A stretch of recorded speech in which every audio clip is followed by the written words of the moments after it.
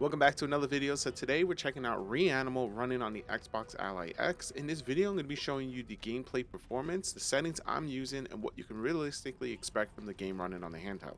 Before we get started, if you are new here, consider subscribing. If you happen to enjoy the video, hit that like button. I would appreciate it. With that out of the way, let's get into it. Now, going into this, I did expect REANIMAL to run a little bit better than what it did based on its visual styles. That doesn't take away from the game, however, and it was still enjoyable to play. That said, I do wish it performed a little bit better in certain situations and areas. When you happen to be in an open area, the game typically runs around the low to mid 40 FPS range. Walking into buildings or tighter environments, the performance bumps up to around 55 to 60 FPS. This is at 17 watts at 900p, so we're not at the full resolution and we're sitting at mid-range wattage for performance. When you leave these buildings or tighter environments, the FPS does tend to dip again, with the lowest I've seen around 39 FPS. I'll have an indicator on the bottom right of the screen showing you when the system switches from 17 watt performance mode to 35 watt turbo, and you can always monitor the FPS counter on the top center of the screen. Running the game at a higher resolution like 1080p did result in a noticeable performance decrease, so I do recommend sticking at that 900p.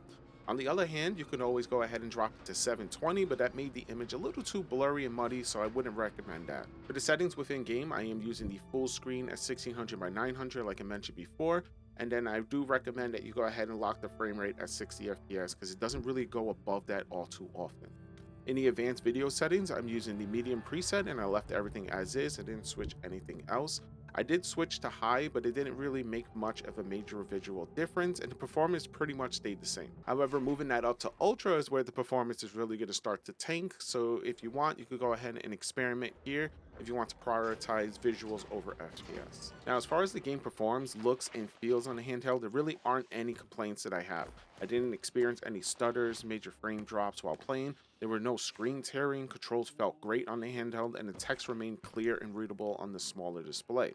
One thing I do want to highlight is the audio design. It's phenomenal. While playing the handheld, there are a few subtle sound details that I didn't really notice while I was playing until I was editing on headphones. If you plan on playing REANIMAL, I highly recommend using headphones because the audio work really adds to the experience. Other than that, that's going to do it for this video. If you happen to have any questions or concerns, feel free to leave them in the comment section down below.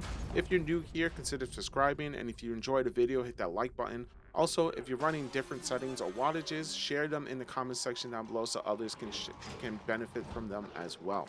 That was REANIMAL running on the Xbox Ally X. Thanks so much for watching, and I hope to see you in the next one. Peace.